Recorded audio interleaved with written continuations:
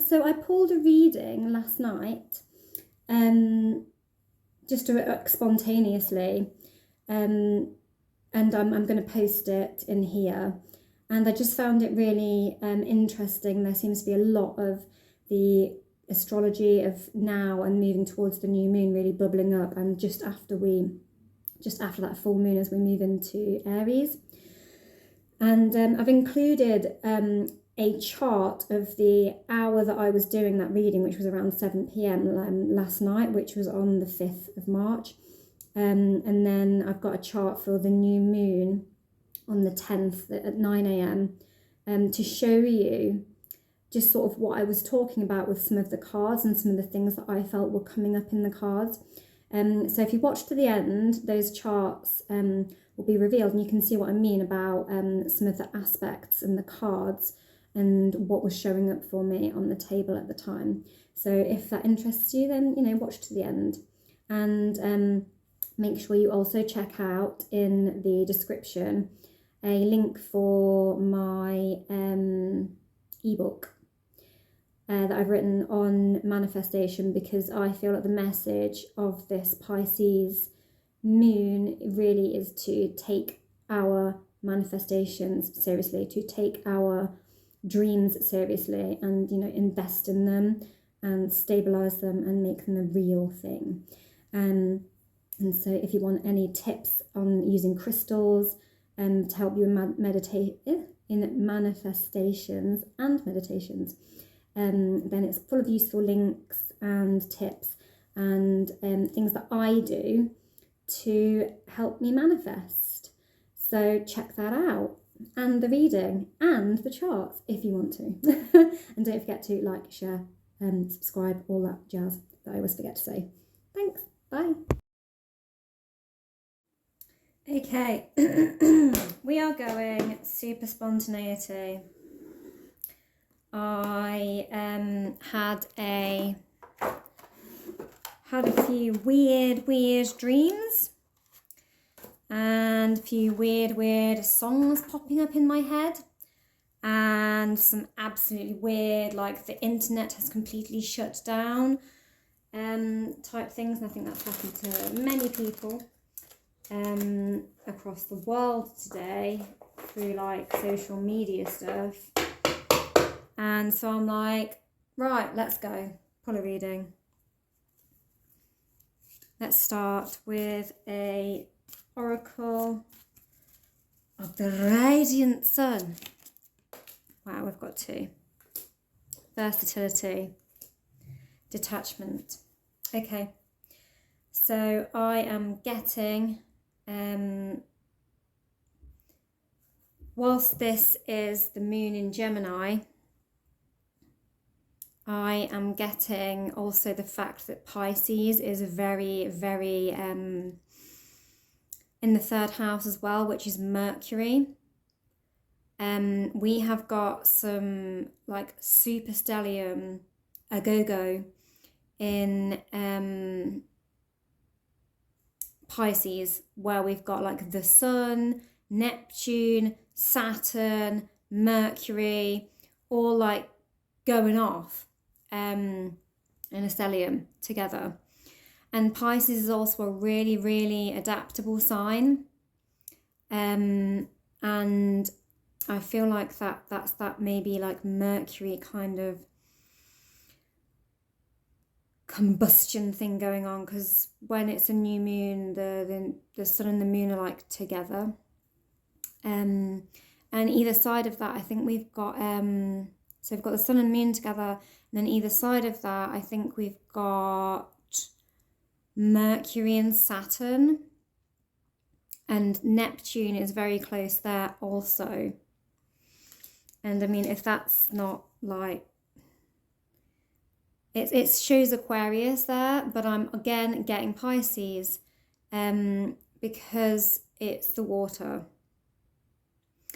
And yes, we've got the crown chakra. And do you see the mappings of the mind? All these little like cranial sort of markings and numbers in the skull. And detachment.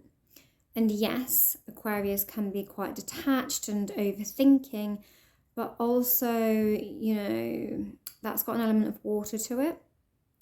And Pisces is all about the water and all about sort of our intuition and dreaming and water and creation. And so I still feel like it's massively Piscean. It's like how to navigate through these waters. We need to be adaptable, like the two fish swimming in different directions, you know, the slippery fish.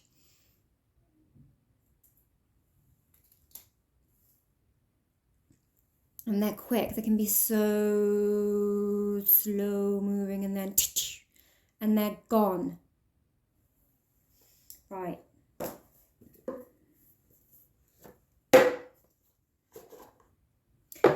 So we've got a new moon coming up in Pisces this month. We've got a really big month. We've got new moon in Pisces on the 10th. I can't remember the date of it. It might be... We've got the equinox on the 20th when the moon moves into Aries. Not the moon, sorry. When the sun moves into Aries, which is kind of igniting that equinox point. But we've also got a full moon in Libra. I forget what the date of that is, but that is an eclipse, and it's beginning of eclipse season. This card, and there's two there. I've got my deck upside down, so I'm not going to take them as reversals. Yeah, the whole deck's upside down. So we've got the King of Wands. I feel like that is, you know, I was talking about the sun moving into Aries and the equinox. I don't even mean equinox. I mean, no, I do mean the equinox. I don't mean the solstice.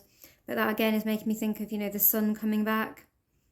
And the equinox, you know, it leads us towards that sun coming back. And we've got the sun here again come out. And Judgment.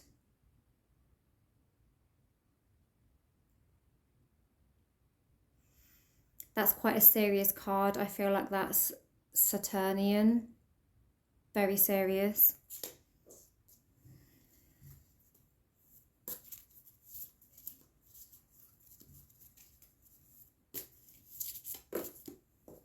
That one fell out for us. Seven of Cups. Maybe some indecision. Too many dreams. Which one to focus on? Which pot of gold? Notice the red one. It looks mistrustful. It's got a snake creeping out of it, but maybe looking at the wrong one.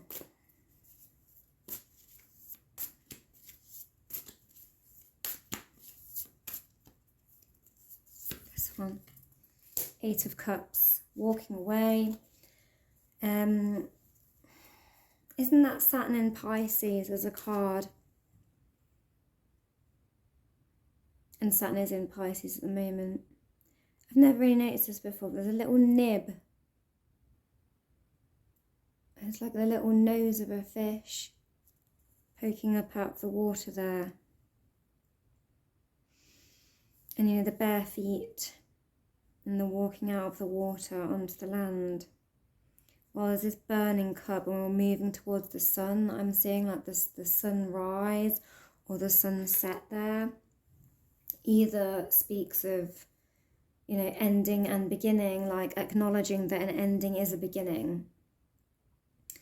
And we have got that Saturn, and we have got that Neptunian dreamy vibe with Neptune being in Pisces, but also Saturn is in Pisces, and we've got that dreamy fairy tale vibe of Pisces and dreaming about what we want to happen, But when you've got Saturn in there with it, working all together, then it's like taking our dreams seriously, you know, building a framework of how we're going to get the ignition, and stop being indecisive, and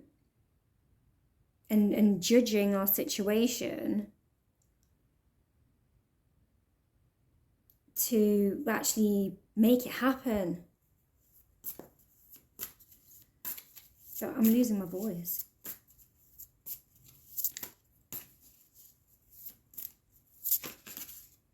Ooh, Death card.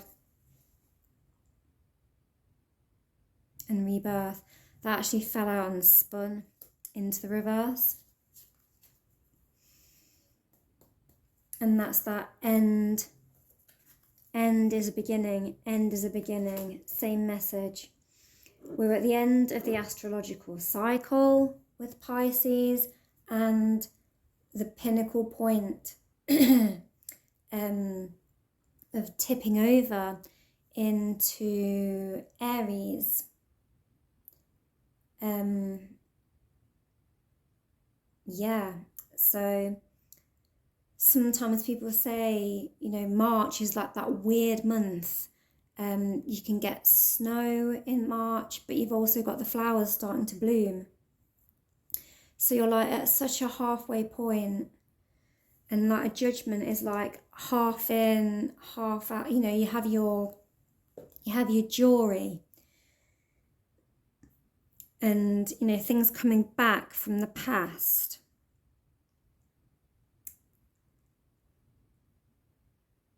And one of the depictions of this card is like the spirit sort of rising up from the grave, like past things coming up, resurfacing.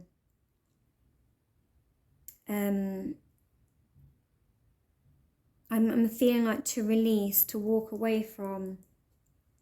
I sometimes get a bit like of a blur going on with Judgment and Justice cards, because I feel like they're very connected cards for me.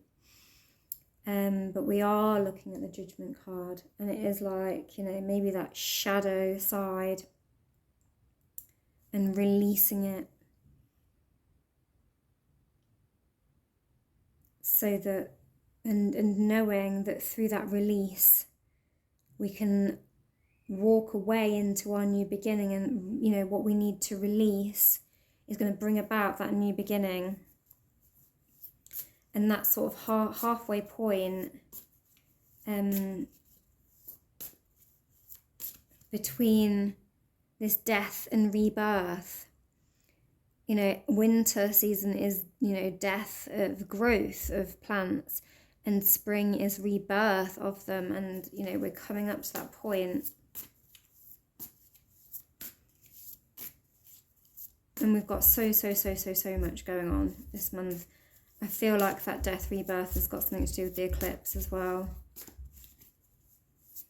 And me sort of confusing that card again though with like balance and judgment and like Libra. I feel like this is the eclipse.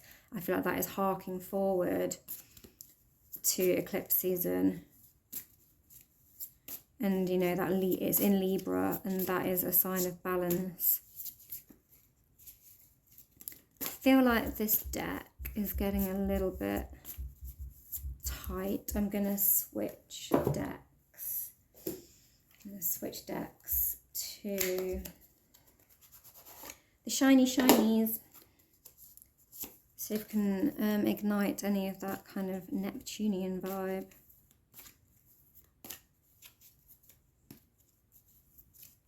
Oh, that one.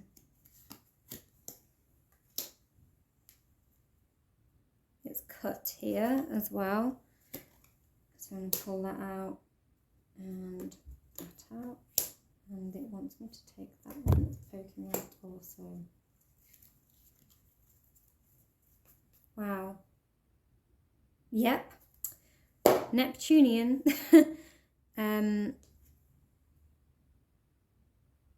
I mean, the Five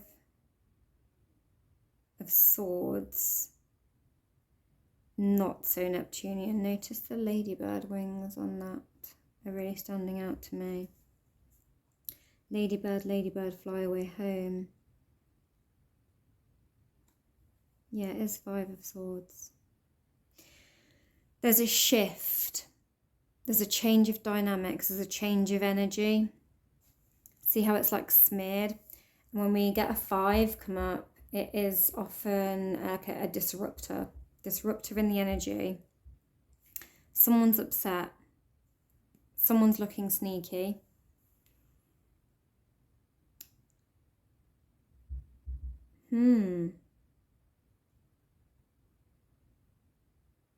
Maybe there is a sense of, Neptune. It can be tricks through glamour and lighting, and disillusion.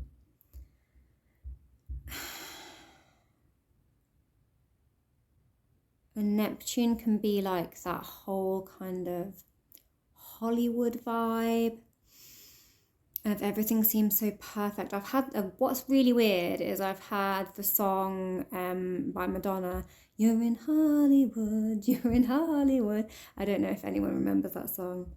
Everybody goes to Hollywood, they want to make it in the neighbourhood. They love the smell of it in Hollywood. How could it hurt you when it tastes so good, smells so good, looks so good? Can't remember which one.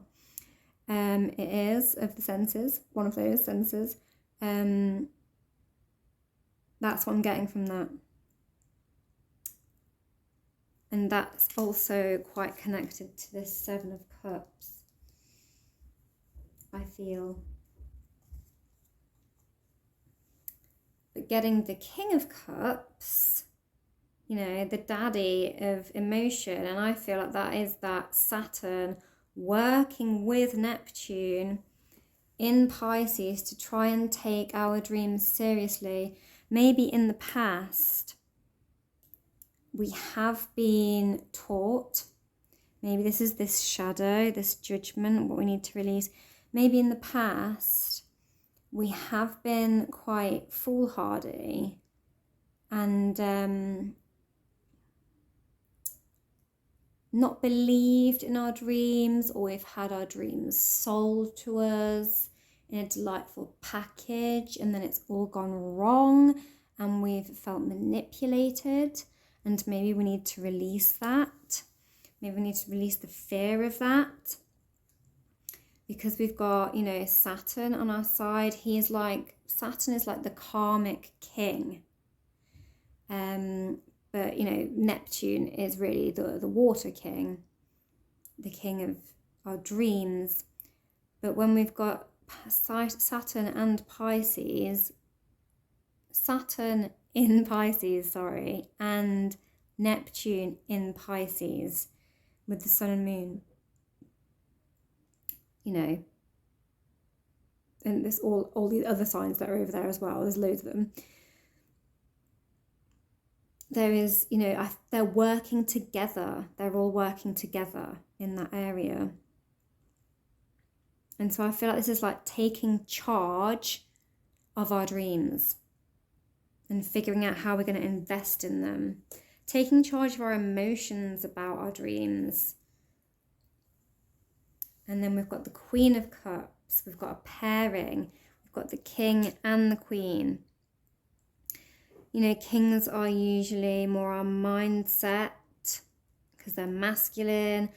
Queens are usually more our intuition because they're feminine. She's got the flipping shoes off, sticking them in the water, which is also Pisces, ruler of the feet. And everything is blossoming. Her cup is so flipping huge right there. And it's interesting that the King and Queen have come out together.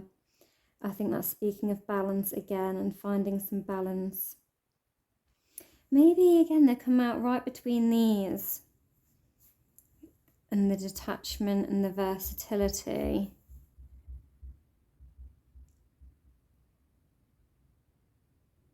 Maybe we need to, balance those masculine and feminine energies of like being too much in our headspace and not enough in our intuition. And then we've got the Knight of Cups, which is like an offer. I absolutely love this card here, like how the horse has the fishtail. And he looks very upright, doesn't he? He looks very full of hope. And again, we've got that sort of sunset, sunrise, you know, like coming into a new beginning, the offer of a fresh start, the offer of a new beginning. I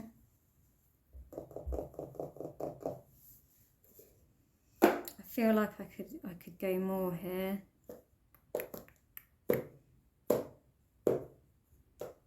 I'm going to pull a few more light seers.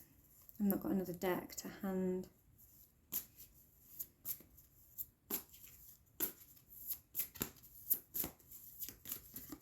This one. Ten of Swords. Yeah, an ending.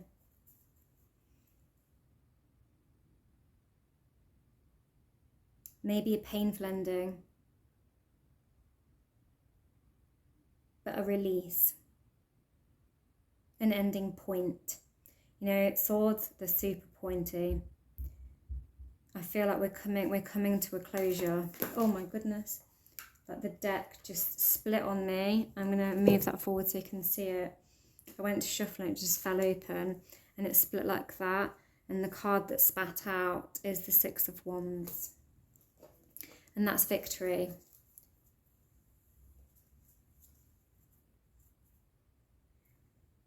There's like a whole stack there, and I'm interested in the fact that the Four of Wands is on top.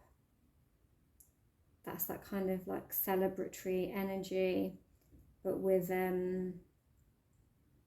maybe slightly reckless. And the moon, oh, it's not the moon, but underneath it, that Seven of Swords, that's slightly deceptive. And then we've got the Emperor. The Hanged Man, very Piscean, is the Hanged Man, as is, and the Emperor is very Aries. Some deception between balancing those two energies, I feel like. Page of Pentacles. So again, a little offer, but we need to ground in and find some structure.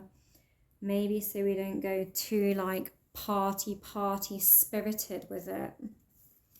So I feel like that is how we need to, you know, progress towards success. We need to come to our closing point with the closing of the astrological wheel, with Pisces tipping over into Aries. We need to release the pain or the shadows, and we need to celebrate, but in a balanced way, so that we don't fall into, you know, delusion. Or maybe we need to cast out those delusions and recognize that maybe, I don't know, like often we grow up and people tell us things like, you'll never make it as an artist, for example. You have to know the right people. That's something I absorbed. You know, it's so hard. You know, you have to be connected. You have to be this. You have to move here. You know, people don't make money as that. And so we need to maybe detach a little from those delusions that we were fed in our upbringing, or delusions we were fed in the past that led us into deception. We need to activate the crown chakra, but in a very passive way. See how she's being flexible, she's folding over, she's bending that spine. and releasing it all and letting it travel through the chakras up to the head with this water below. She's inverting it, which is a very feminine way of processing. But we've also got the Emperor, which is that I want to take command. And we need to take command, but in a more passive, abstract, feminine kind of flexible, intuitive way, and release this self-deception.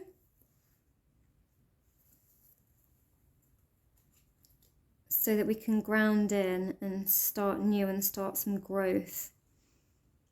And, you know, celebrate, but be grounded so you don't go too wild.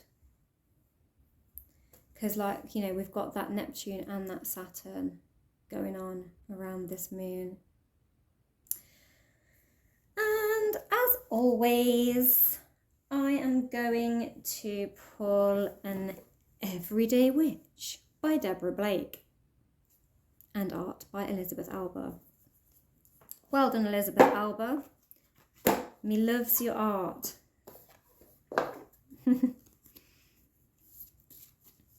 Overall message for this reading or summary, please. This one's sticking out. Earth magic. Yeah, grounding. We've got a moon up there. What's she got on her table there? She's got a crystal, some sage, and either some food or salt. Look at the kitty playing with the crystal as well.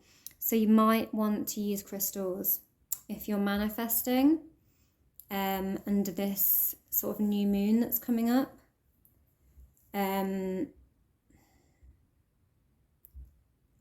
I feel like whatever you put out under this new moon is going to seriously affect what is happening under the eclipse, full moon eclipse in Libra.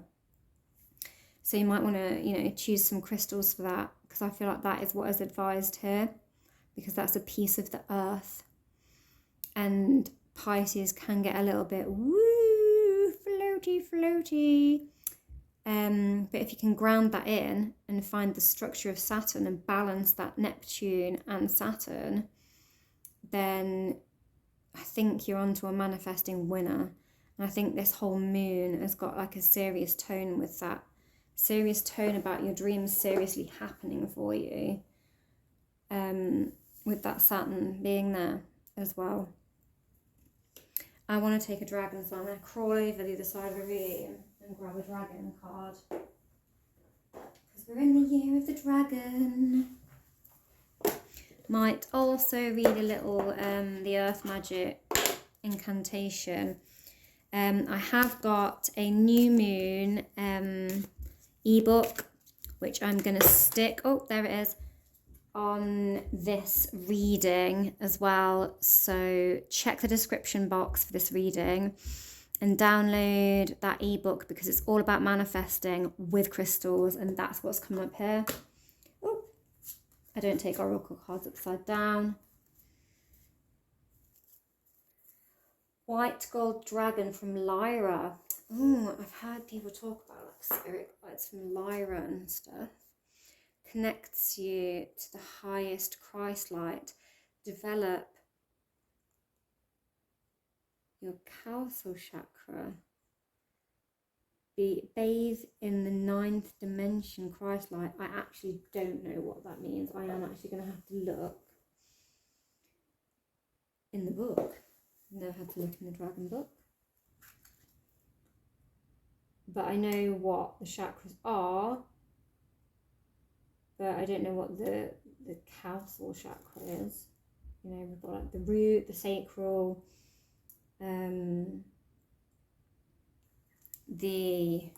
my brain's gone blank.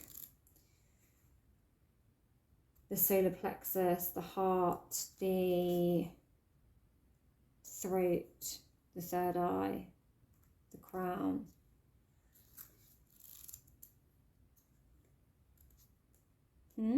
What a blinking strange card. How do I find this card? I feel like there's no order of this book either.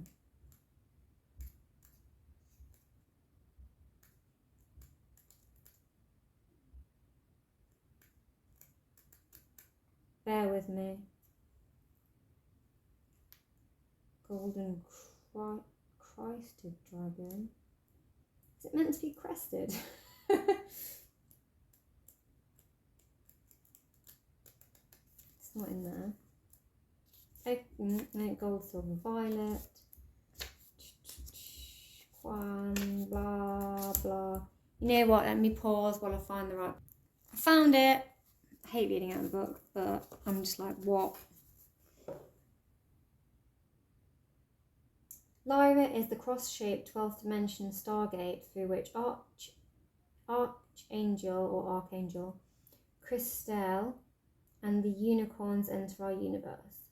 The light from Lyra pours down through the moon. Okay, so relevant through that, allowing scintilling 7th dimension dragons to step through into the vibration of Earth. These white gold dragons embody the highest frequency of the Christ light available to everyone on the planet. They work closely with Angel Christiel, who is in charge of the development of the causal chakras of humanity. What is a causal chakra? That's what I know. Our causal chakra is our connection to the higher dimensions of the spirit. It must be our crown chakra then. The higher dimensions of the spirit, the dragons, angels, unicorns. I mean, white gold would make sense for crown chakra vibes.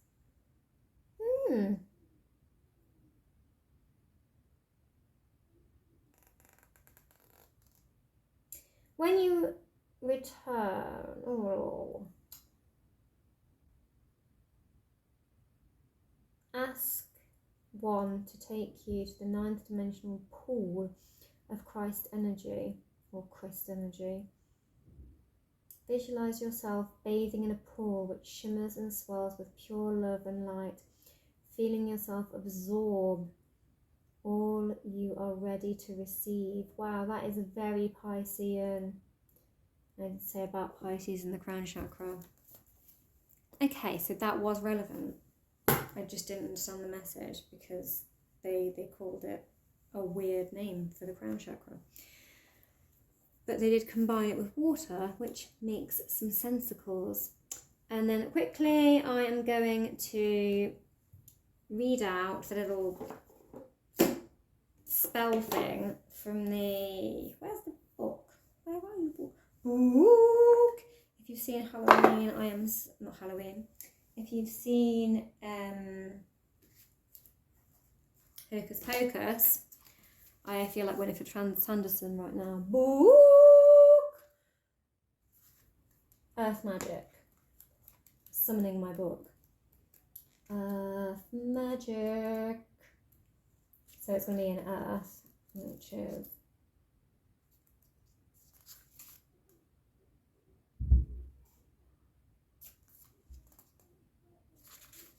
the cards, ground center, plant seeds, I'm going to do it again. I'm going to pause while I find. Right, finally, 27 Earth Magic. I'm not going to read out the entire thing.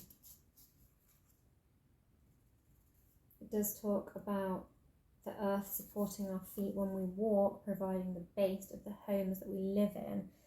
So yeah, that's security through the root chakra and fertile soils. I might want to do some barefooting if you get the opportunity.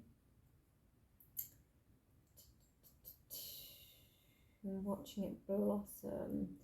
Okay, so action, here's some advice on what to do.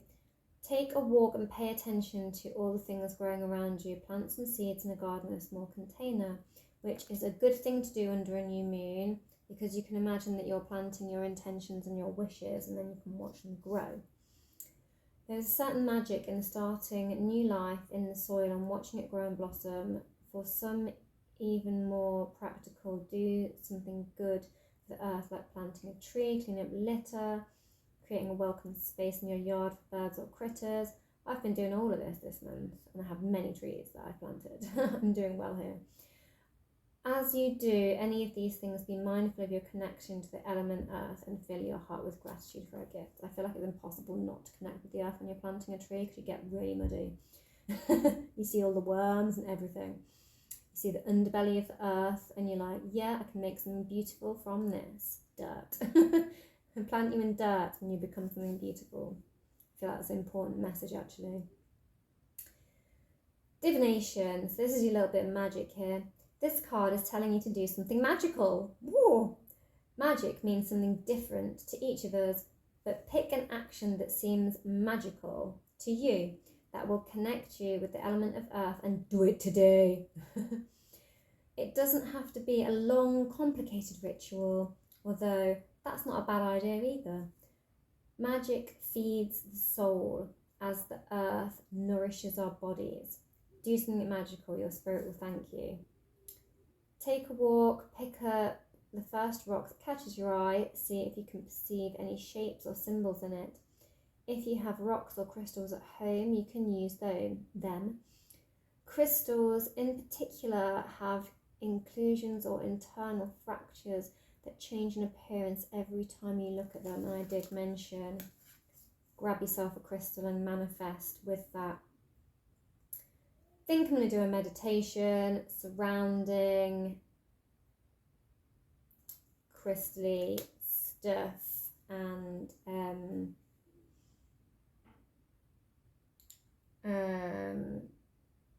yeah, like maybe noticing crystals and planting seeds. Might do a meditation with like that kind of imagery, because weirdly I did have a weird little download about planting seeds under a moon earlier today, so that I feel fits.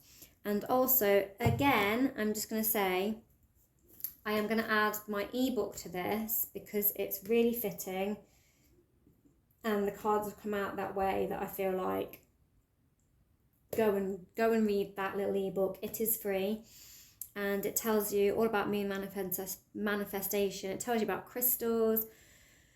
It tells you how to look after your crystals. It also has links to my shop where I sell crystal jewellery that I've made myself, where I've paired specific crystals together for certain things, and all of the descriptions tell you all about that crystal and all that crystal combination and who and what it is suitable for. So even if you don't buy a crystal, like it will have some good information in the descriptions of the crystals to inform you about crystals. And yeah, there's lots of other links to like useful things in that ebook, and some explanation about exploring moon manifestation and crystals. So yeah, go check it out. I've never felt more validated in pushing my ebook and personal interests than this card. Okay, and that is all. Namaste. Don't forget to like, share, subscribe. All the love. Tatty bye. Okay guys, so I just wanted to show you a chart of the time that I was recording the reading last night, which was 5th of March, 7 p.m. UK time, and show you a few things I was talking about. So here's Saturn and Mercury like sandwiching the sun here, causing this really like big energy. And there's Neptune in Pisces, with Saturn in Pisces. So I was talking about that card of the King of Cups and how I felt like it was these two energies working together, asking us to take our dreams seriously. And we've got that, communication going on through Mercury as well. So that being communicated from those two planets and being really lit up by that sun in Pisces.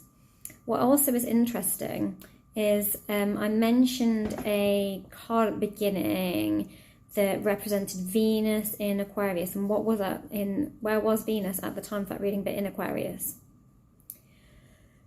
So I did get more Piscean vibes off of that card, as well as, the detachment, the Venus in Aquarius. And what's interesting is that moon is hanging out. So the moon in Capricorn was in Capricorn at the time of the reading, completely on its own, having no interaction with any other planets. So feeling quite lonely and detached. But what's interesting is that detached moon is going to pass over this detached Venus in Aquarius soon over the next few days and have an interaction there. And it will eventually, so where's the same place in the chart from here? So the moon will move from here all the way over that point of that Venus to be here with the sun in Pisces. And that'll be our new moon there. So you can see it's going to pass over that point. So it's very interesting that that card came up there. So there may be a message there about being emotionally attached, or maybe needing to stay in some sort of emotional neutral for now, to like give ourselves a break, because Pisces is such an emotional sign. We've got such big energies going on there right now. So I feel like it's almost a bit of a detached calm before yet another little storm of emotion. And maybe we need to try and remain like level-headed through it in some way, through this sort of Saturn being over here as well. What's also interesting is we had a Gemini card come up at the beginning, and what sign is going to be ascending on the eastern horizon at the time of this new moon. Over in the UK, this new moon is at 9 a.m. On the 10th, and that puts the